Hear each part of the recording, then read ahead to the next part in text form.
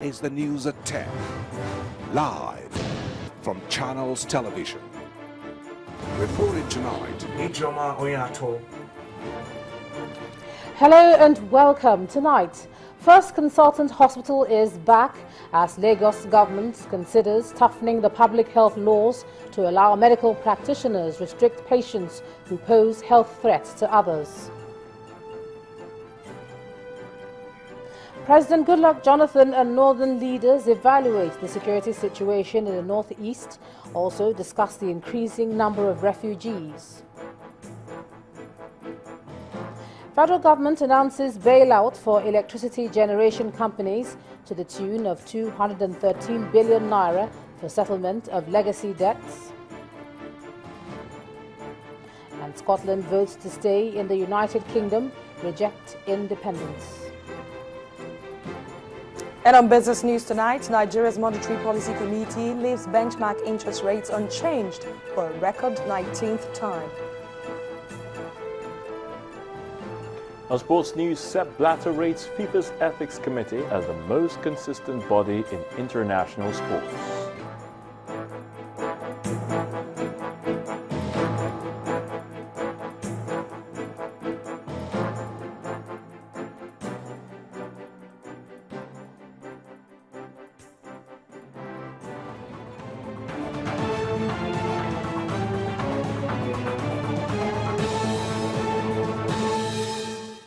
First Consultant Hospital is back and ready to do what it knows how to do best, which is caring for the people.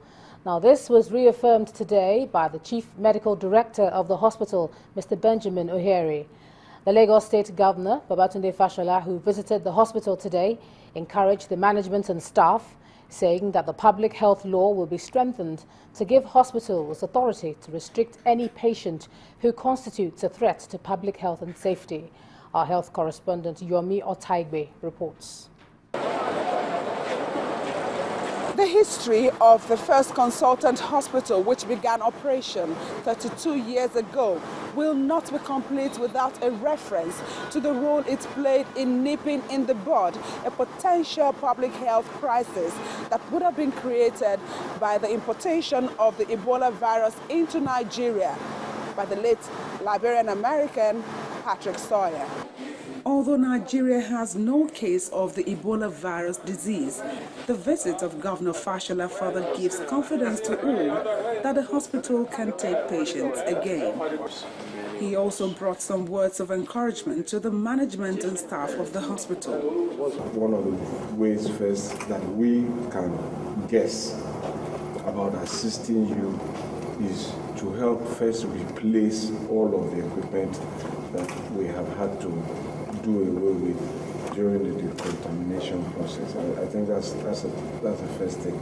In terms of institutional support also, there's legislation in the Lagos State Public Health Law, and you were within rights to have done what you did.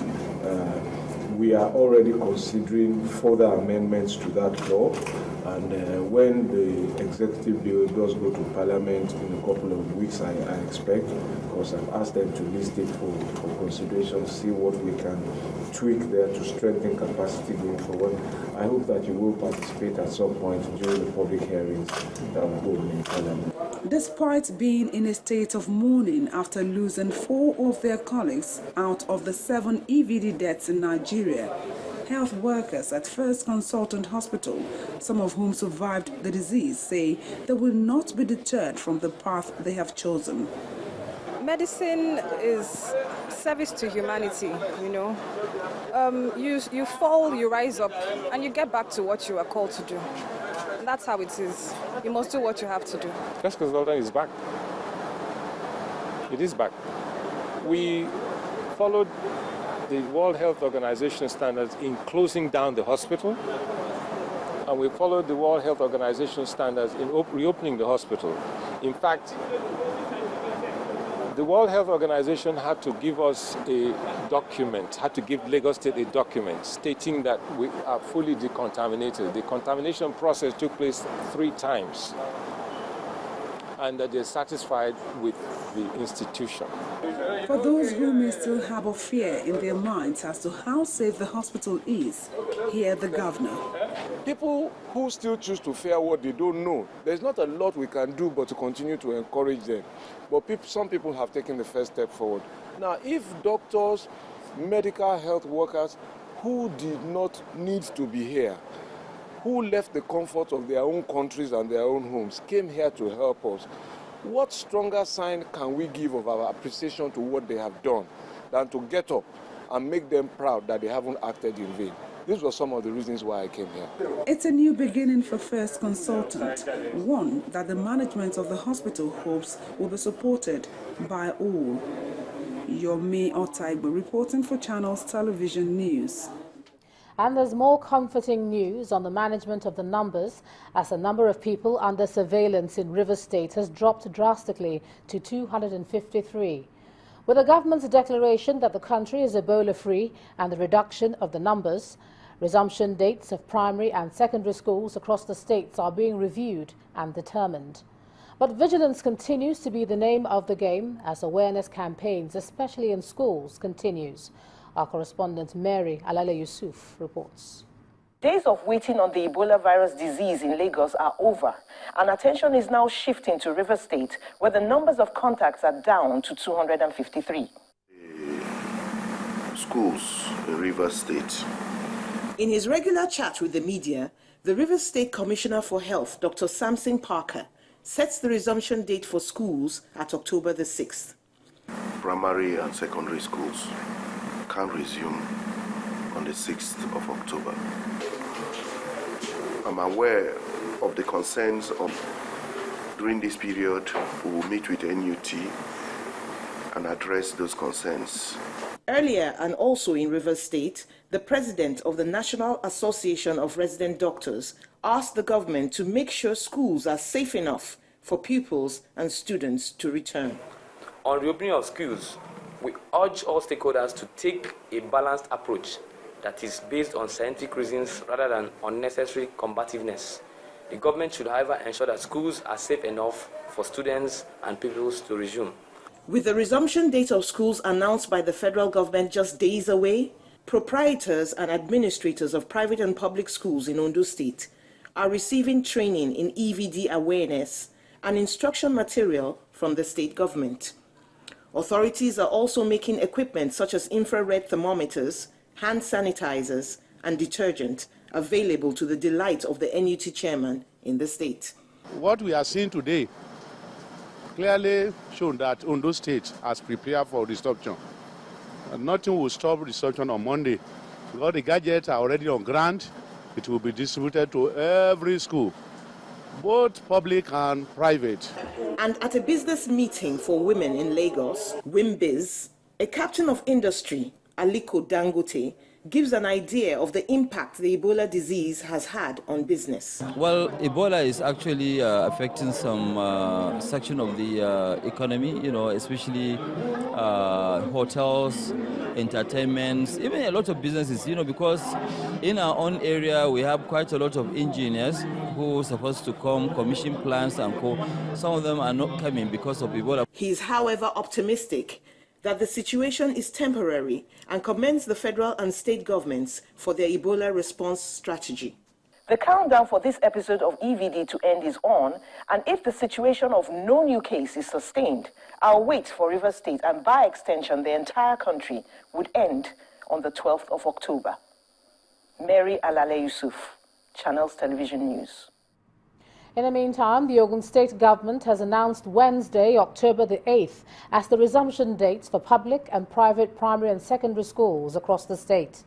The secretary to the state government, Mr. Taiwo Adeoluwa, gave the hint at a press briefing held in Abeokuta, the Ogun State capital.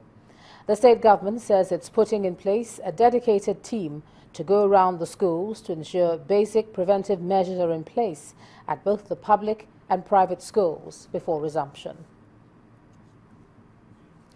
Now, and out of Nigeria, Guinean officials in search of a team of health workers and journalists who disappeared while trying to raise awareness on the Ebola virus disease have found several bodies. A spokesman for the Guinean government said the bodies include those of the journalists in the team. They went missing after being attacked in a village near the southern city of Nzerokore. Over 2,600 deaths have so far been recorded from the current Ebola outbreak in West Africa, and it's being described as the world's worst outbreak of the deadly disease. But Nigeria has been declared Ebola-free.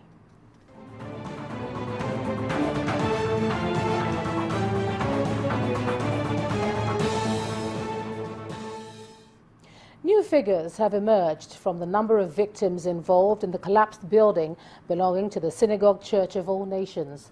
The Director of Search and Rescue at the National Emergency Management Agency, Mr. Otegbade, announced the death toll of 86. Now, Commodore Otegbade said the figure changed after reconciling the statistics presented by all the concerned agencies. Our correspondent Kelvin Obete reports.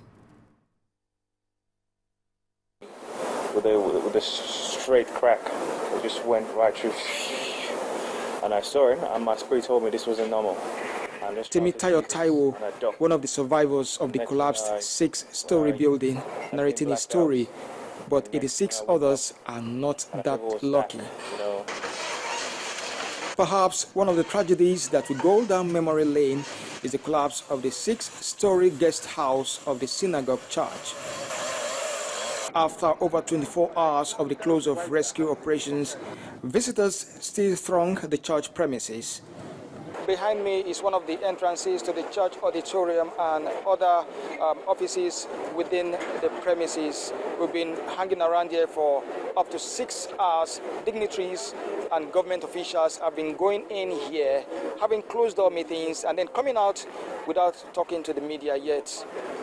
One of the early callers to the site of the incident is the Director of Search and Rescue, NEMA, Air Commodore Charles Otegbade.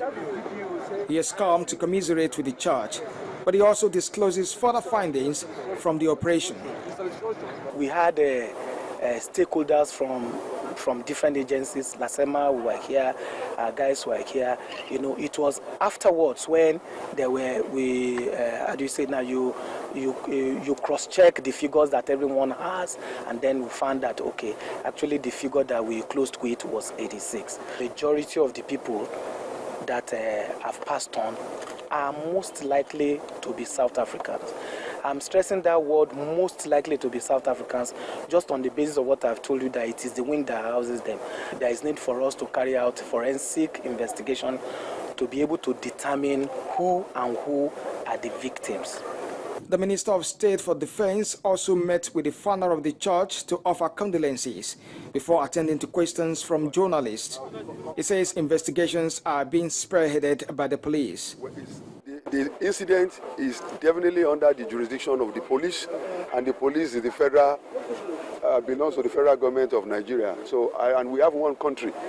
This is the Federal Republic. The police is working for the local government, for the state, and for the federal government. For now, the site is cordoned off. But the next phase, which has to do with investigations, is already turning out to be full of surprises as expectations mount. Kelvin Obetin, Channels Television News. And in another incident out of Lagos, 3 people have been confirmed dead after a church building collapsed in Benin City, Edo State today. The 1-story building belonging to Christ Chosen Church of God collapsed around 2 p.m. in the Enrose area of the city. About 9 people were said to be demolishing the building following the relocation of the church to a new structure when it caved in, trapping the workers inside. Speaking at the scene of the incident, the Commissioner of Police in the Edo State Command said he got an anonymous call which prompted his quick intervention as an irate crowd threatened to set ablaze what was left of the property. We finished it up yesterday, so we constantly destroy the decking today. So we go eat, when we eat, come back, when they destroy some part of the wall from ground, and the next thing we just see is everything will collapse. Now the hostel with the mosque, as we display for the hostel for the down, we dey under the down, so come dey up. We come dey scatter the hostel. As we dey scatter now, we just see and say once it just collapse. He just fall once. I saw the something happen. 5 people have been rescued. 1 is dead, and his corpse have been deposited at the mortuary. Also, people are saying that there were still 2 people remaining underneath, so that's why we're still working. Well, in part 2, after the break, federal government announces bailout for the power sector. That's in a moment. Do join us again.